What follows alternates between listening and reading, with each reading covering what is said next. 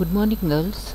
In the previous lecture of Oracle, we completed how to handle exception in PLSQL, right? Today we are going to start from advanced PLSQL, some advanced concept available in PLSQL.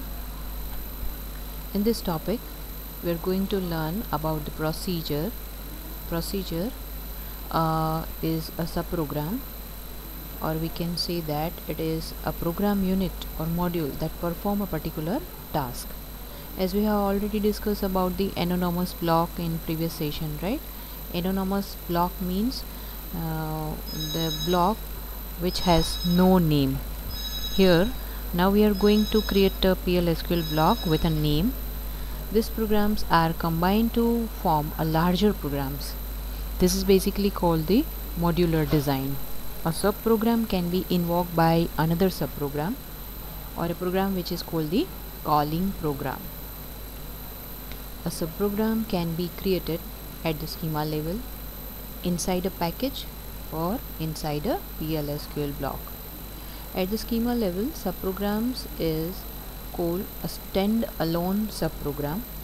It is created with the create procedure or create function statement that we are going to learn, right? It is stored in the database and can be deleted with the drop procedure or drop function statement. A subprogram created inside a package is a packaged subprogram. It is stored in the database and can be deleted only when the package is deleted with the drop package statement.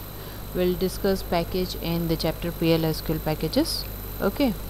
PLSQL subprograms are named PLSQL block, as I told you. It can be invoked with a set of parameters. PLSQL provides two different types of subprograms. Number one is function and second is procedure. There is minor difference between these two terms. Function, this subprogram returns a single value, mainly used to compute and return a value, right? And procedure, this is also called subprogram, but it do not return a value directly, mainly used to perform an action. In this topic is going to cover important aspect of PLSQL procedure. We'll discuss PLSQL function in the next topic, right?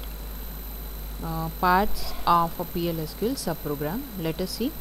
Each PLSQL subprogram has a name and may also have some parameters. Like anonymous PLSQL block, the name block will also have the following three parts, as we have already learned in the previous sessions, right? In PLSQL, the block will have declarative part, executable part, and exception handling part. First one is declarative part. It is an optional part. However, the declarative part of a subprogram does not start with the declare keyword. Keep this thing in your mind. It does not start with the keyword declare. It contains a declaration of types, cursors, constants, variables, exception, and nested subprogram, if any. Okay, these items are local to the subprogram and cease to exist when the subprogram completes execution. Second part of PLSQL subprogram is executable part. This is a mandatory part, as it is we have already learned that in PLSQL programs this part was mandatory, right? Here also this part is mandatory and it contains statements that perform the designated actions. Third part is exception handling. This is again an optional part. It contains the code that handles runtime errors. Let us start with creating a procedure. A procedure is created with the create or replace procedure statement. Here we can see the syntax of how to create a procedure, right?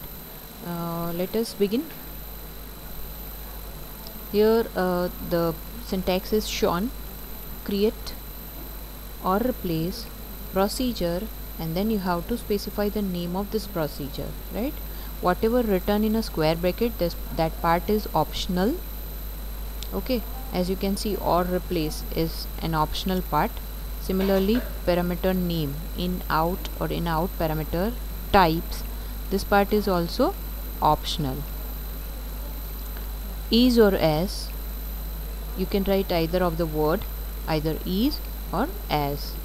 Then begin and body of your procedure, and then end of procedure name. Okay, we will learn this syntax with the help of example.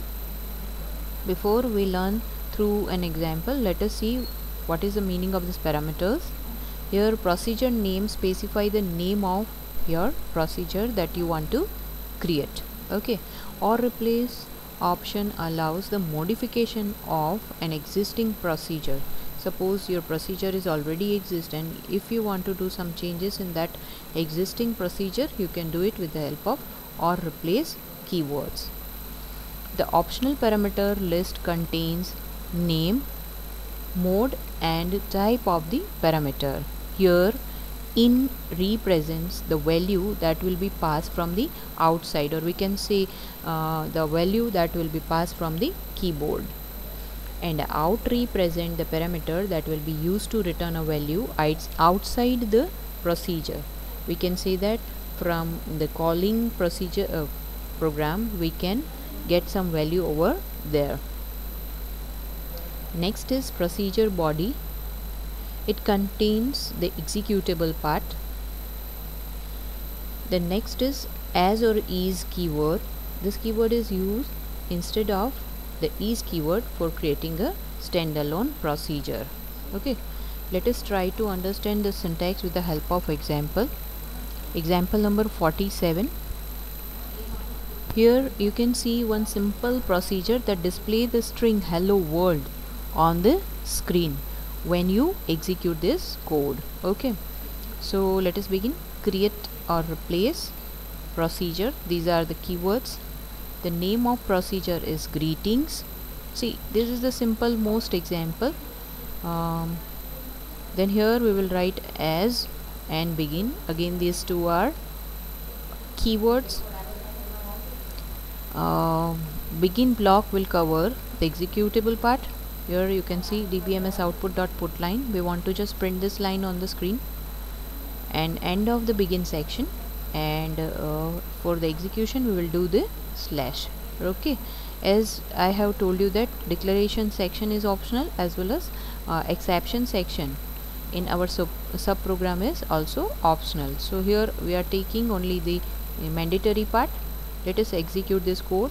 For that, open your SQL window.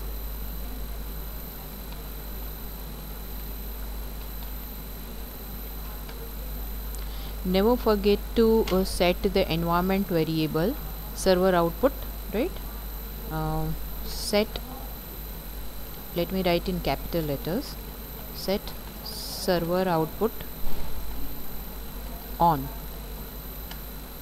Then only you will be able to see the output of any procedure or any programs. Okay, let us copy this code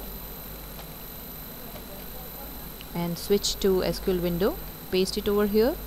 Here procedure is created, but we didn't get any output on the screen. As you can see, we got only message procedure created, but we had created this procedure for printing a message on the screen, that is hello world. Still it is not showing anything. So how to execute this program? Now execution of a standalone procedure, that is possible with the help of execute keyword. Okay, so how you can run this subprogram? Like this: execute greetings. Here execute is a command and greetings is a name of this procedure. In this way you can run this procedure. Just press enter, you will get an output. As you can see, hello world. See, this is the main difference between anonymous block and name block, right? Whenever you want to reuse this code, you can do it, but in case if you create an anonymous block, in that case once you close your screen you will not be able to reuse that code, right? Except you just store that anonymous block somewhere in Notepad or WordPad file.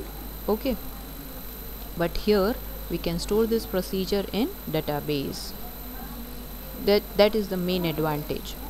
Okay, this is the first way to run our procedure using execute keyword.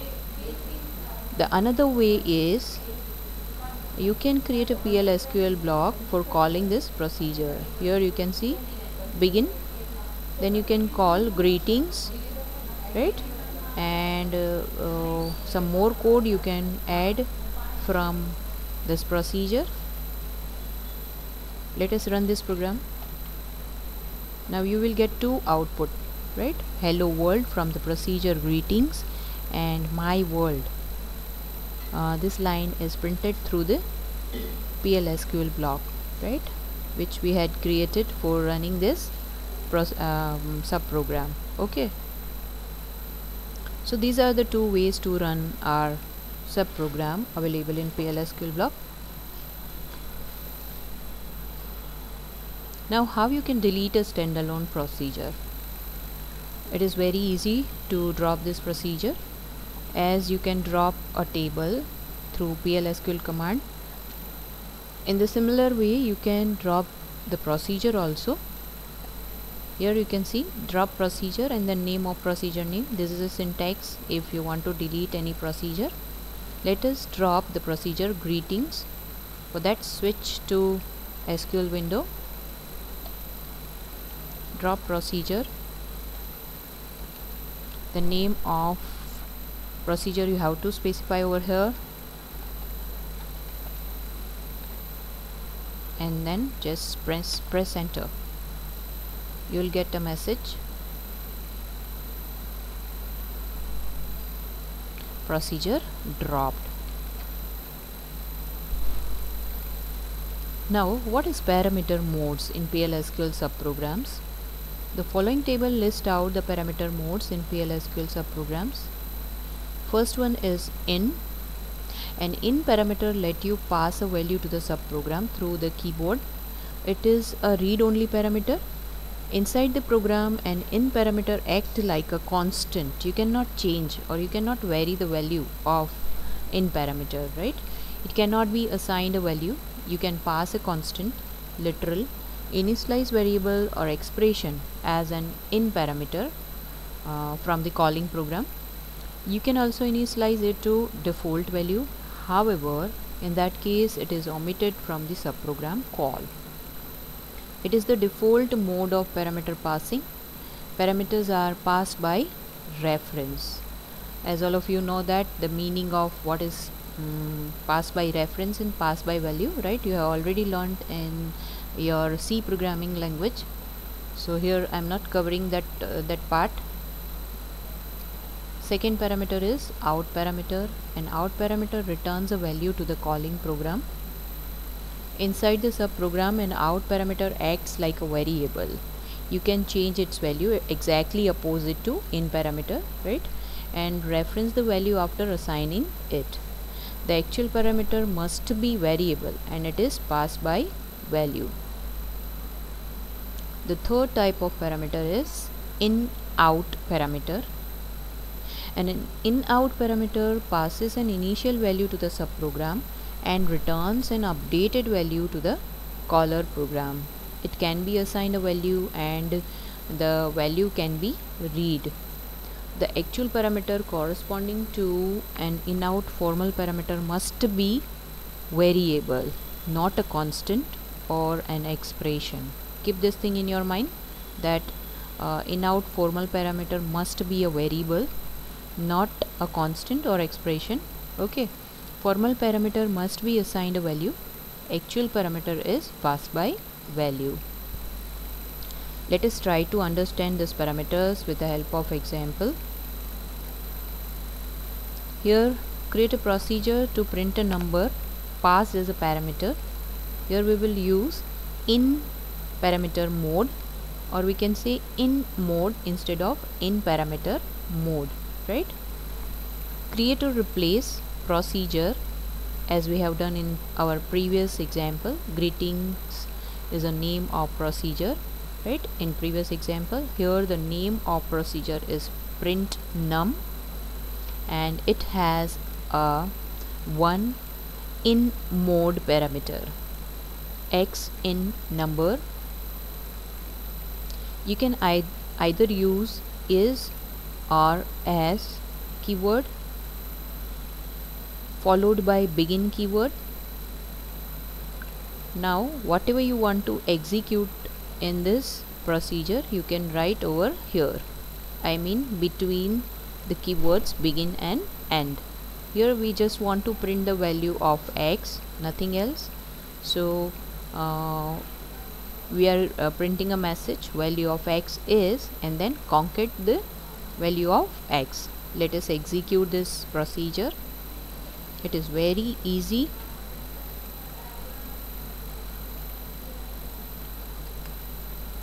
Here we got the message procedure created with name print num. Okay, this is very simple procedure to print a number. Whatever number you are passing through your calling program, that will be printed through this procedure. Okay, now how to call this procedure? Declare x number begin, x is equals to ampersand x, and print num is a name of this procedure. Okay, let us run this block. This is called our PLSQL block, and this is a procedure. Now slash for the execution of this PLSQL block, enter value for x. Here we are going to enter 25, and as an output we will get value of x is 25. This output came through the procedure print num.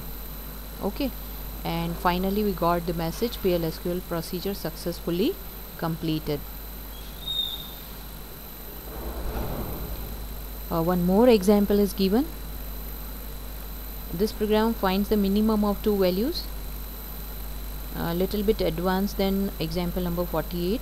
Here the procedure takes two numbers using the in mode and return their minimum using the out parameter. So let us create the procedure for finding a minimum value. Create or replace procedure find mean is the name of this procedure. Find mean is the name of this procedure. It has three parameters. The mode of two parameters are in, and the mode of one parameter is out, as we want to return minimum number, right? So it has three parameters, x in number, y in number, and z out number. Is begin. Now executable code we will write between the keywords begin and end. If x is less than y, then assign an x to z, else z equals to y.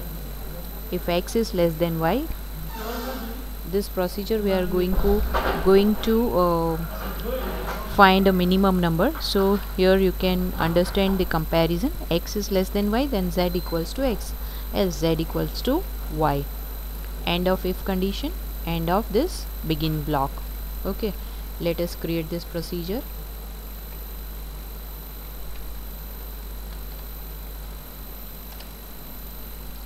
Procedure successfully created. Now how to call this procedure? Through PLSQL block. For that we will declare three numbers, right? A, B and C. We will read two numbers, values for two numbers from the keyboard using ampersand sign. Here it is, A equals to ampersand A and B equals to ampersand B. Now for finding a minimum from this two number, we will pass this values as a parameter in this procedure, right? A comma B comma C. There is no value assigned in C, as we will get back an output in this variable, right? dbms output dot put line minimum of find mean a comma b comma c. Here a and b have some values, right, entered from the keyboard, and c does not contain any value. As we are going to compare this two value, and as an output we will get something in c, so that we will print through the dbms dot output dot put line. Okay, so let us execute this PLSQL block.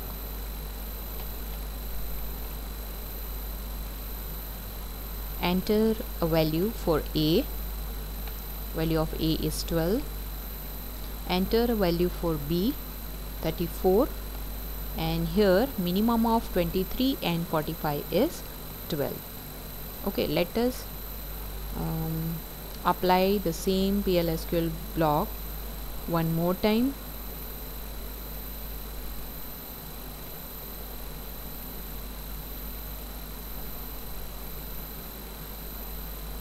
Copy these lines, paste it over here, enter a new value, that is 65, and for b we are entering 23. Press enter, output is 23. Okay, here I have given a fixed value, so it is showing minimum value is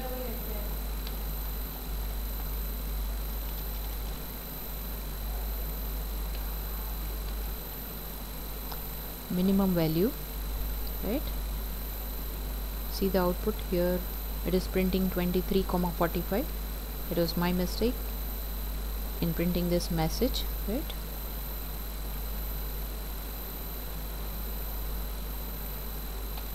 Let us copy this code, paste it over here, enter a new value for a, that is 76, and enter a value for b, 100. This will show you an output 76.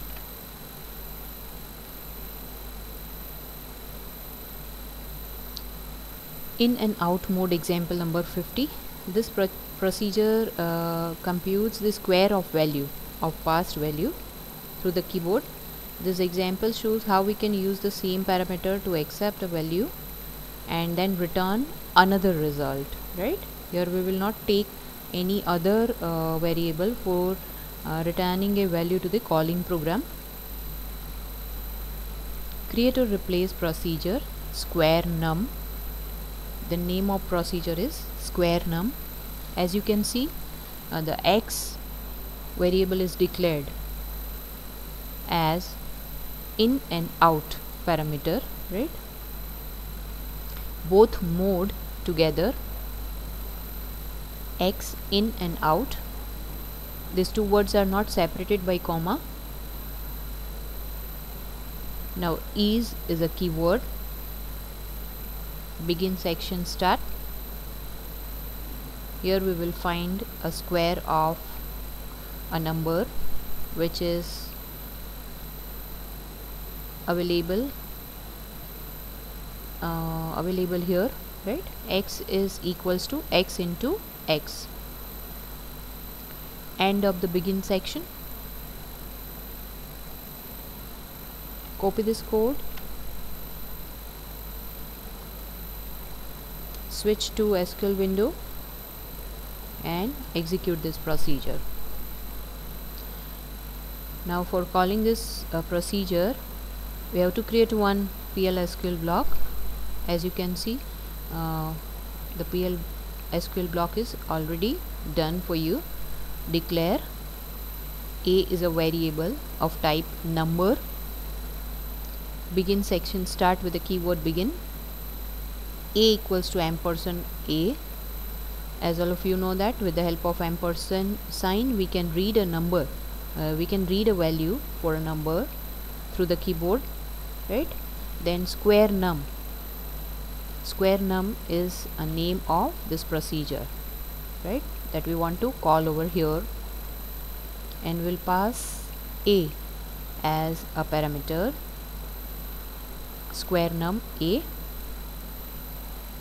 Now we want to print a square of the given number.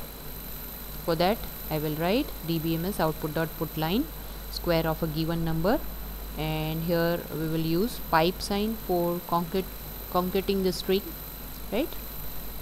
And then a, whatever value generated with the help of this procedure, we will get it back in a. That's why I have written a over here. Now end of this begin section and slash symbol. Copy this code, switch to SQL window, paste this PLSQL code over here. This will ask you for a new value for a. Here I am giving 4.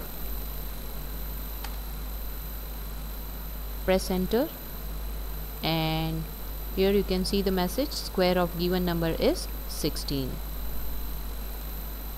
One more output you can see on the screen, that is PLSQL procedure successfully completed. This is default message, and the previous message, this one, square of given number is 16. This we got through the PLSQL block, right? Some more examples are given, but this is for you. You have to do these examples yourself, right? Example number 51, create a procedure to do the total of two numbers. Make the use of in parameter only. In example number 52, create a procedure to find the product of two numbers. Here product means multiplication of two numbers. Here also you have to use in parameter only, right? And in example number 53, create a procedure to fetch an employee detail for the entered employee number by the user. This I will show you in the next session. But example number 51 and example number 52, this you have to do yourself. Okay, you can take the help of example number 50. You have to just change the sign, nothing else. In the next session I will show you some more example of how to create a procedure. This is enough for today. Till then, take care and see you in the next session. Thank you.